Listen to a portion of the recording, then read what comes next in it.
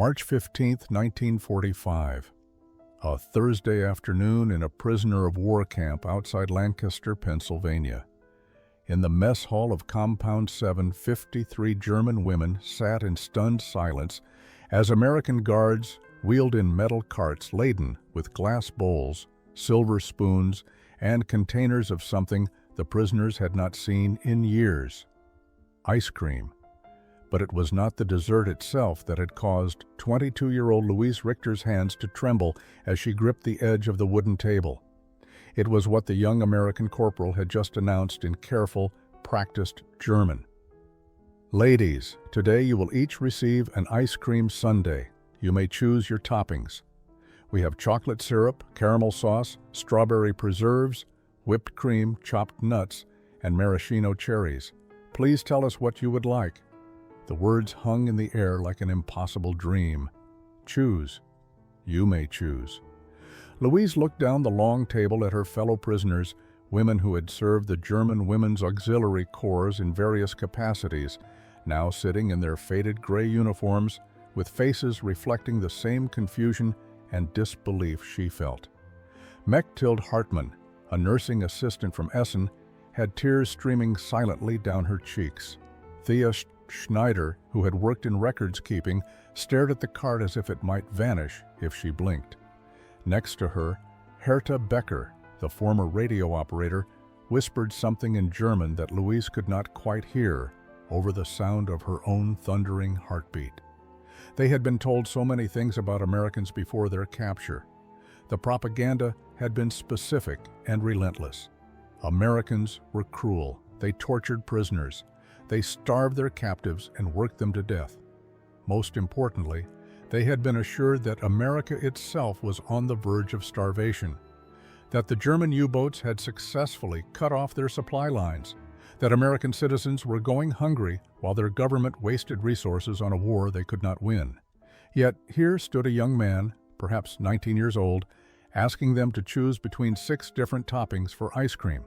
Not one topping, not a simple yes or no, but an actual choice among abundance. Louise had been captured 4 months earlier in Belgium as German forces retreated. She had spent those months expecting the brutality she had been promised would come. Instead, she had received adequate food, warm shelter, and treatment that, while not friendly, had been consistently humane. But this moment felt different. This felt like something was breaking inside her chest, some fundamental understanding of the world that had held her together through the chaos of war and capture. The corporal approached their table, pushing the cart slowly, his expression patient and kind. He stopped in front of Rosemarie Krauss, a supply officer who had always maintained the strictest military bearing among them. "Ladies," he repeated gently in German, "what toppings would you like?" Rosemarie opened her mouth to speak, but no words came out. Instead, she began to cry. November 9th, 1944. The transport truck rattled through the Pennsylvania countryside under a gray autumn sky, carrying its cargo of 53 German women toward an uncertain future. Louise Richter pressed her face against the small window, watching bare trees pass by in endless succession. 4 days earlier, she had been processed through a facility in New York Harbor. Before that, a week on a transport ship across the Atlantic. Before that, a holding camp in France where she and the other women had waited for 2 months, wondering what would become of them. None of them had expected to survive capture. The training they had received, the propaganda they had absorbed, all of it had prepared them for immediate execution or torture at the hands of American forces. Instead, they had been fed, given medical examinations, and treated with a business-like efficiency that was almost more disturbing than cruelty would have been. Mechthild Hartmann sat beside Louise on the hard bench, her medical bag still clutched in her arms, despite having been told repeatedly that she would not need it.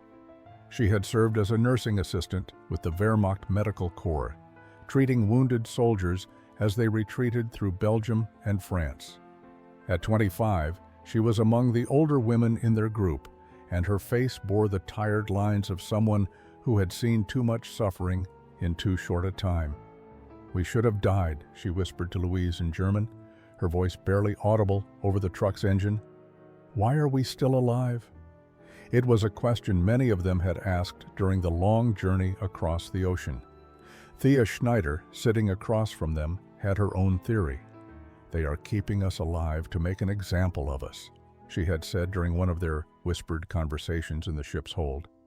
"They will parade us through their streets so their citizens can throw stones at us. They will put us on trial for the crimes of our country."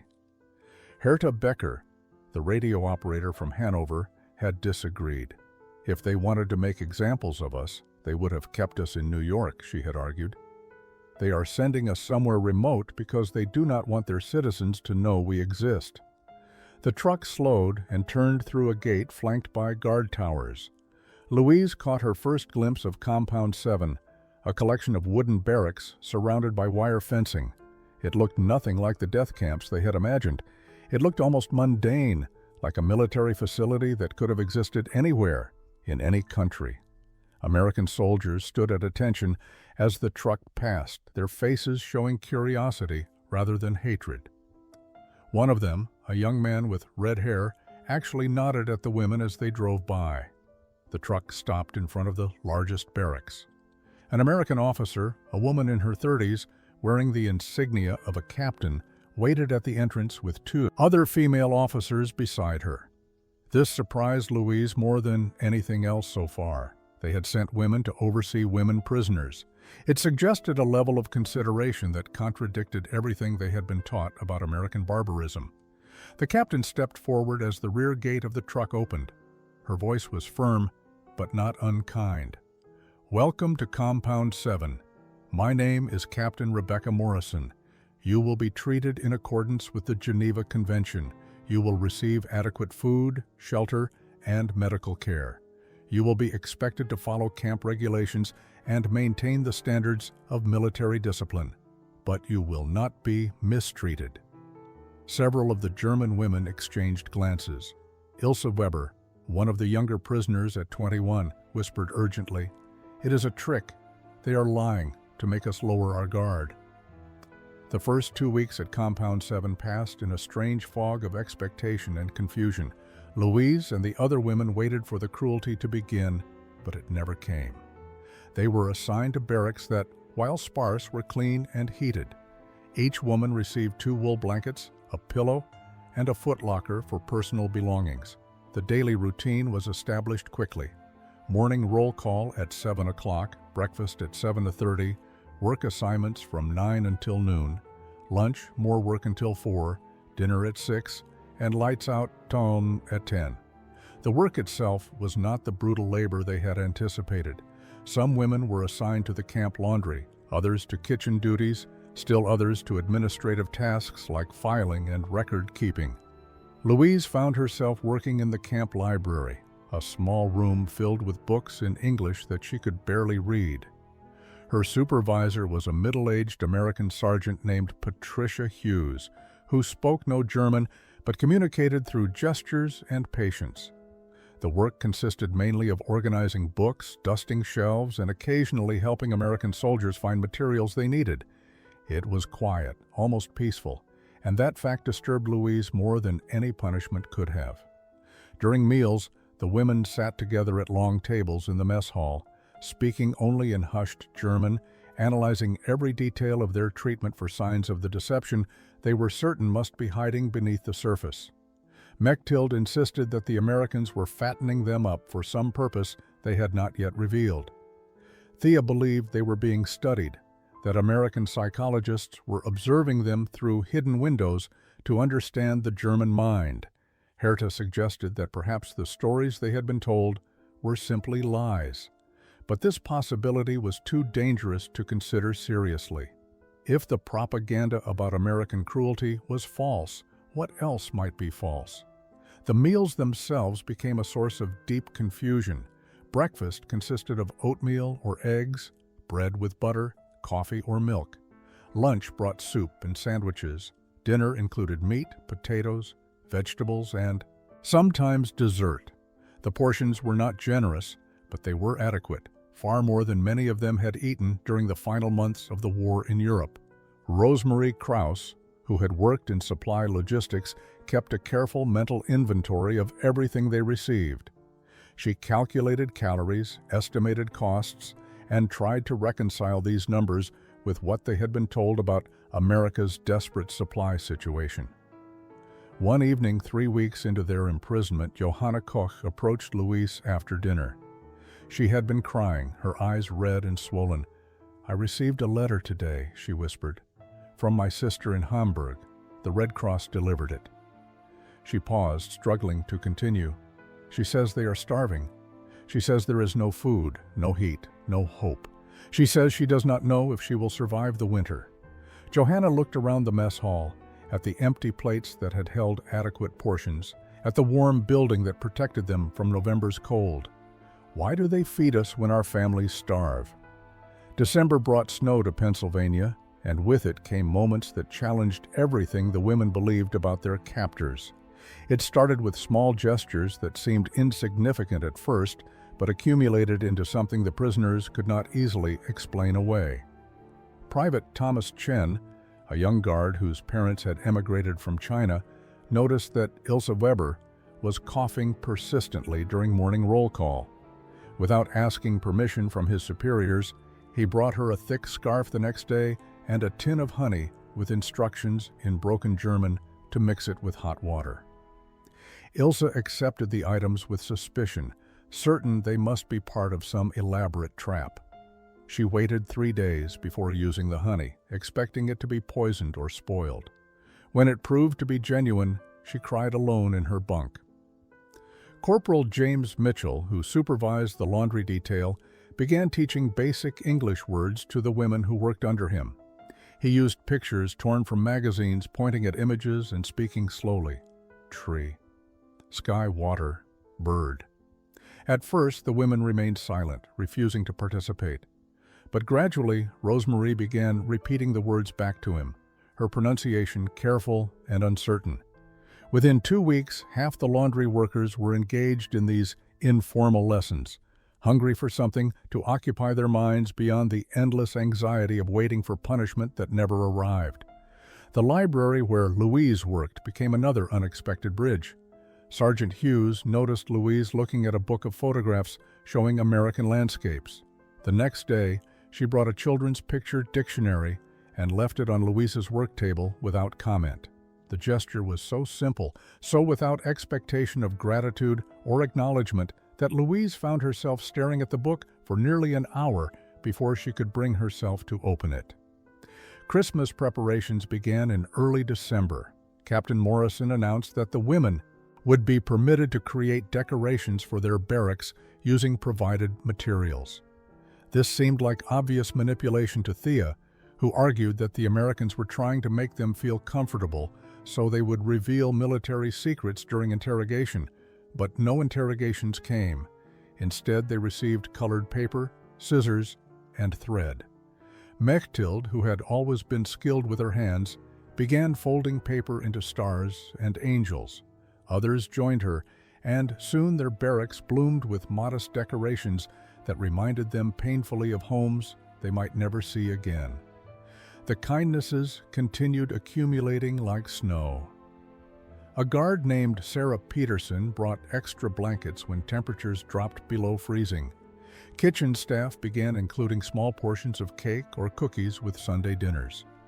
The camp doctor, an older man named Dr. Friedman, treated their minor ailments with the same care he showed American personnel. Each act of consideration forced the women to confront an uncomfortable possibility. If Americans were not the monsters they had been promised, if this treatment was genuine rather than strategic deception, then what did that mean about everything else they had been told? What did it mean about the cause they had served? Late at night, in whispered conversations, they began asking questions they had never dared voice before. March 15, 1945. The day began like any other Thursday. Morning roll call in the cold dawn air, breakfast of oatmeal and toast, work assignments that carried the women through until lunch. Nothing suggested that this afternoon would fracture something fundamental in their understanding of captivity and kindness. Louise noticed the preparation during her morning shift in the library.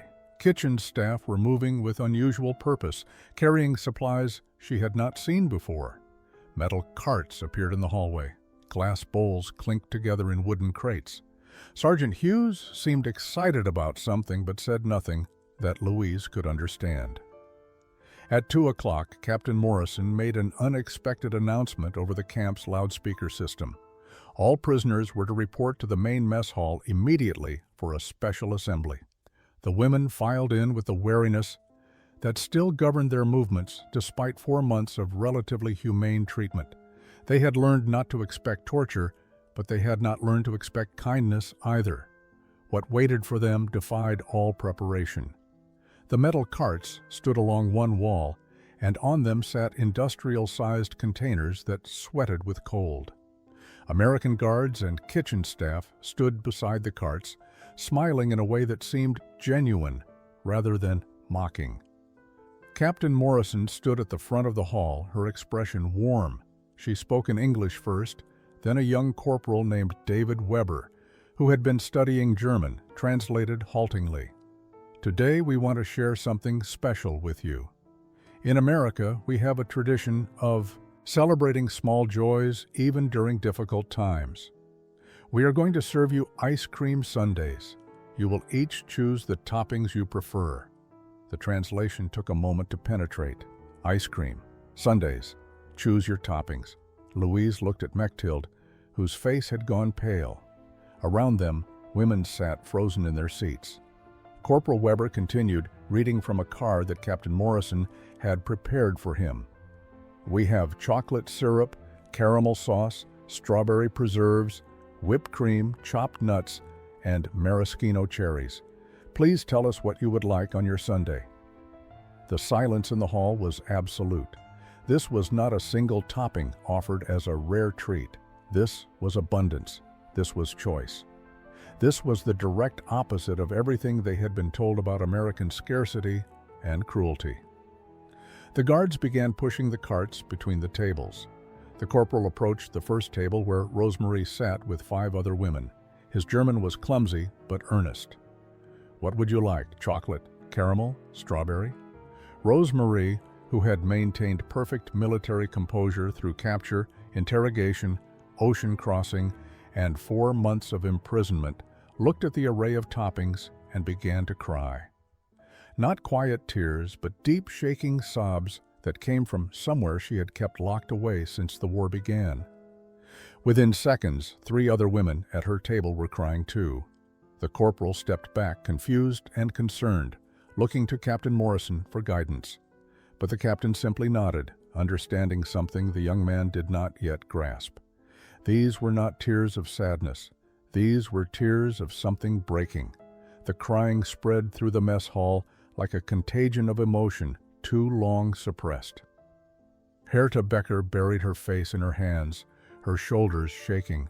Thea Schneider stared at the toppings cart with tears streaming down her cheeks, unable to look away. Ilse Weber tried to speak, to answer the corporal's question about what she wanted, but only managed broken sounds that were not quite words.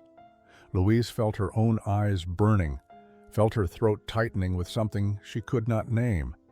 It was not just the ice cream. It was not just the abundance of choices laid out before them, like treasures.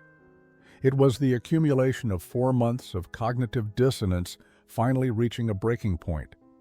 Every act of kindness they had received, every moment of humane treatment, every gesture that contradicted the propaganda they had absorbed was suddenly concentrated in this single moment of being asked to choose their dessert toppings. Captain Morrison moved through the hall, her voice gentle as she spoke to the guards. Give them time. Let them process this. Some of the American soldiers looked uncomfortable, uncertain how to respond to this wave of emotion, but others seemed to understand. Private Chen, who had given Ilse the scarf and honey, pulled up a chair and sat quietly near the women at his assigned table, not speaking, just present. Sergeant Hughes, Louise's library supervisor, did the same. Their patient presence somehow made it easier to breathe. Gradually, the sobbing subsided into quiet weeping, then into shaky breathing. then into an exhausted calm. Mechthild was the first to actually speak. Her voice was hoarse, barely above a whisper, but her German was clear. "Chocolate syrup and whipped cream, please." The corporal nodded, his expression relieved to finally have something concrete to do. He carefully prepared her sundae, 3 generous scoops of vanilla ice cream, a spiral of chocolate syrup, a cloud of whipped cream on top. When he placed it before her, Mechthild stared at it as if it were a religious artifact. One by one, the other women began making their choices. Rosemary asked for caramel and nuts. Herta requested strawberry preserves and whipped cream. Thea chose chocolate and cherries. Louise heard herself saying, in halting English she had learned from Sergeant Hughes, "Caramel, please, and nuts." The corporal smiled at her effort to use his language and prepared her sundae with visible care. When all 53 women had received their desserts, and strange silence fell over the hall, no one ate immediately. They looked at the sundaes, at the abundance in glass bowls before them, at the care that had been taken in their preparation. Then Johanna Koch, the youngest among them at 21, picked up her spoon and took the first bite. Her eyes closed. Fresh tears ran down her face, but she was smiling. That smile, that impossible combination of weeping and joy, broke the final barrier. The women began to eat. Some cried while eating, others ate in reverent silence. A few began to speak quietly to each other in German, their voices carrying a tone that had been absent since their capture. That evening, after the ice cream bowls had been collected and washed, after the women had returned to their barracks in stunned silence, Louise sat on her bunk with paper and pencil. She wanted to write to her mother in Leipzig to tell her about what had happened that afternoon, but how could she explain it? How could she write that she had been given ice cream with 6 choices of toppings while her mother was likely scrounging for bread? The guilt was suffocating. Around her, other women were having similar struggles. Mechthild lay on her bunk, staring at the ceiling, her face wet with fresh tears. "We ate dessert," she whispered to no one in particular. "We ate dessert with choices while Germany starves. How can we tell them? How can we ever tell them what we have here?" Thea sat at the small table near the stove, a letter to her sister half written and abandoned. She had described their daily rations once, weeks ago, and her sister's response had been filled with disbelief and bitterness. "You are being treated better than we are," her sister had written. "You are prisoners living better than free Germans." The accusation had stung because it was true. Now, after today, the gap between their experiences felt impossibly wide. Herta approached Louise's bunk, her own letter clutched in her hand. "I cannot send this," she said quietly. "I wrote about the ice cream, about how kind they were to us, about the choices, but reading it back, it sounds like I am boasting. It sounds like I am rubbing their suffering in their faces." She crumpled the letter and threw it into the stove, watching the paper curl and blacken in the flames. The camp allowed them to send letters home through the Red Cross, but the women found themselves increasingly unable to write honestly about their experiences. How could they tell their families that American guards brought them extra blankets, that kitchen staff included cookies with Sunday dinner, that they had been served ice cream sundaes with multiple toppings? Each act of kindness they received became another weight of guilt pressing down on them. Rosemary began writing letters that contained only the barest facts. "I am well. I am healthy. I am working in the camp laundry." She said nothing about Corporal Mitchell's English lessons or the way he always made sure the women had hot water for their washing. She said nothing about feeling safer here than she had during the final months of the war in Europe. Ilse stopped writing letters entirely. "My family thinks I am dead," she told the others. "Perhaps it is better that way. At least they do not have to know that their daughter ate ice cream while they went hungry." The contradiction was tearing them apart from the inside. They were grateful for the treatment they received, but the gratitude itself felt like a betrayal of everyone they had left behind. Late into the night, whispered conversations filled the barracks. "We are forgetting what we are, Thea said in the darkness. We are prisoners, but we are starting to forget that we are supposed to be suffering. What does that make us? No one had an answer. April brought news that changed everything. American newspapers began publishing photographs and stories from liberated concentration camps. Captain Morrison made them available in the camp library, not as punishment, but as information she believed they had a right to see. Louise was shelving books when Sergeant Hughes quietly placed a newspaper on the reading table. The headline was in English, but the photographs needed no translation. Bergen-Belsen, Dachau, Buchenwald, images of skeletal prisoners, mass graves, gas chambers disguised as showers. Louise's hands began trembling so violently she had to grip the edge of the table to remain standing. This could not be real. This could not be her country, her Germany, the homeland she had served with pride. But the photographs did not lie. The testimony of liberating soldiers did not lie. The physical evidence of systematic murder did not lie. Mechthild found her there an hour later, still staring at the newspaper, tears running silently down her face. She looked at the images and her nursing training, allowed her to see details others might miss. The stages of starvation, the evidence of disease, the precise industrial nature of the facilities. This was not accidental cruelty. This was planned. This was deliberate. This was policy. By evening, all 53 women had seen the newspapers. They gathered in their barracks in small groups, speaking in hushed, horrified German. Some insisted it must be Allied propaganda, fabricated to justify the war. But the evidence was too extensive, too detailed, too thoroughly documented. American soldiers had no reason to stage such elaborate deceptions. These camps had existed, these atrocities had been committed, and they had all served the government that created them. Herta spoke what others were thinking, but could not voice. We did not know. We truly did not know these places existed. But does that matter? We wore the uniform. We served the Reich. We are complicit, whether we knew or not. The ice cream sundaes from the previous month suddenly took on a different, more painful meaning.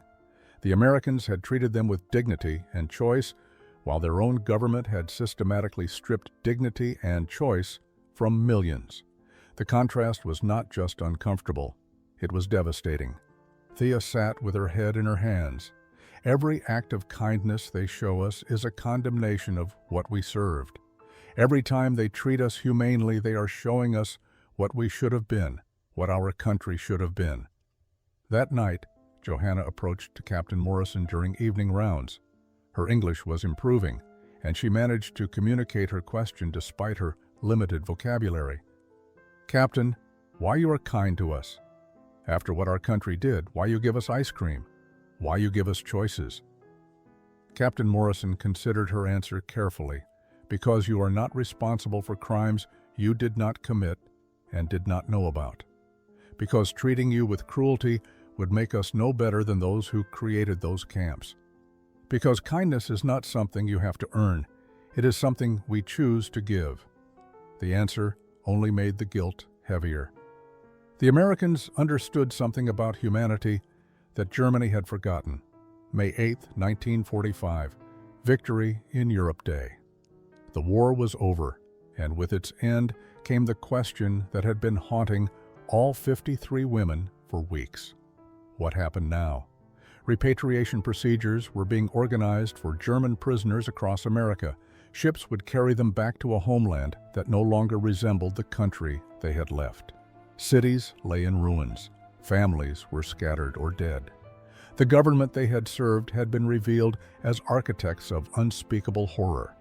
And yet, technically, they were free to return home. Captain Morrison called an assembly on May 20th to explain the repatriation process. The women gathered in the mess hall where they had been served ice cream sundaes just 2 months earlier. That moment felt like it had happened in another's lifetime to different people who had not yet fully understood what they had been part of. You will be processed through displaced persons camps in Germany, Captain Morrison explained through Corporal Weber's translation. From there, you will be released to return to whatever remains of your homes and families. There was a long silence. Then Louise stood up, her legs shaking but her voice steady. "Captain Morrison, may I ask a question?" "Permission granted." Louise looked at the other women before continuing in careful English. "What if some of us do not wish to return immediately? What if Germany is not our home anymore?" The question hung in the air like smoke from a distant fire. Captain Morrison's expression showed surprise, but also something like understanding. She asked for clarification, and what followed was an outpouring of thoughts that the women had been processing since the day they saw those concentration camp photographs. Mechthild stood next, speaking in German that Corporal Weber translated. "How can we return to a country that did those things? How can we rebuild something that was built on such evil? Here, in this camp, we have seen what a society should be. We have been treated with dignity, even as enemies." Herta rose to her feet. "We have received kindness when we deserved punishment. We have been given choices when we expected deprivation. The Americans have shown us what humanity looks like. How can we return to a place that forgot such basic decency?" One by one, 17 women stood, not all of them. Some felt a duty to return and help rebuild Germany despite everything. Some had received word that family members had survived and were waiting for them. But 17, including Louise, Mechthild, Thea, and Herta, stood together in a silent declaration that they could not go back to what Germany had been. Captain Morrison promised to send their request up the chain of command. There was no precedent for prisoners of war requesting to remain with their captors. The legal complications were enormous. The political implications were staggering. But as Private Chen said quietly to Sergeant Hughes after the assembly, those women understand something important. They understand that home is not just a place. It is a set of values.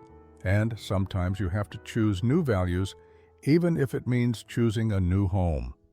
20 years later, on a warm spring afternoon in 1965, Louise Richter stood in the kitchen of her small home in Lancaster, Pennsylvania, preparing ice cream sundaes for her 2 children. Her daughter, 8-year-old Emma, watched with fascination as her mother laid out the toppings: chocolate syrup, caramel sauce, strawberry preserves, whipped cream, chopped nuts, and maraschino cherries. The same 6 choices that had changed her life 2 decades earlier. "Emma, you may choose whatever you like," Louise said in English that no longer carried any trace of an accent. Her daughter considered the options with the serious concentration of childhood, finally selecting chocolate and whipped cream. Her son, 6-year-old Thomas, named after Private Chen, who had shown such unexpected kindness, chose caramel and nuts. As Louise prepared their sundaes, she thought about the long journey that had brought her to this moment. The legal process that had allowed 17 German women to remain in America had taken nearly 2 years. They had been reclassified as displaced persons. Then, eventually, as refugees. Local families had sponsored them, provided housing and employment, helped them navigate the complexities of building new lives in a foreign country. The Henderson family had taken Louise in, and Mrs. Henderson had helped her find work as a translator at the local hospital. She had met her husband, David, an American soldier who had served in the Pacific Theater at a community dance in 1948. He had known her history, had known she had served the German military, and had chosen to see her for who she had become rather than who she had been. Mechthild had become a registered nurse, eventually working at the same hospital where Louise translated for German-speaking patients. Thea had married a local teacher and now ran a small bookshop in town. Herta had pursued a degree in communications and worked for a radio station. All of them had built lives that honored the second chance they had been given, but they had never forgotten the 17 women who had chosen to return to Germany. Letters crossed the Atlantic regularly, maintaining connections forged in that Pennsylvania camp. Those women had returned to face the enormous task of rebuilding a nation from moral and physical ruins. Several had become teachers, determined to ensure that future generations understood the truth about what had happened. Others had worked in social services, helping displaced persons and refugees. They had chosen the harder path, and their courage commanded respect. Louise handed the sundaes to her children and watched them eat with unself-conscious joy. They would never fully understand what these simple desserts meant to their mother, how 6 choices of toppings had represented the difference between the Germany she had served and the America she had chosen. How a moment of unexpected kindness had shattered years of propaganda and opened the possibility of transformation. Emma looked up, whipped cream on her nose. "Mommy, why are you crying?" Louise smiled, wiping her eyes. "Because I am happy, sweetheart. Because sometimes the smallest acts of kindness create the biggest changes. And because ice cream sundaes will always taste like freedom."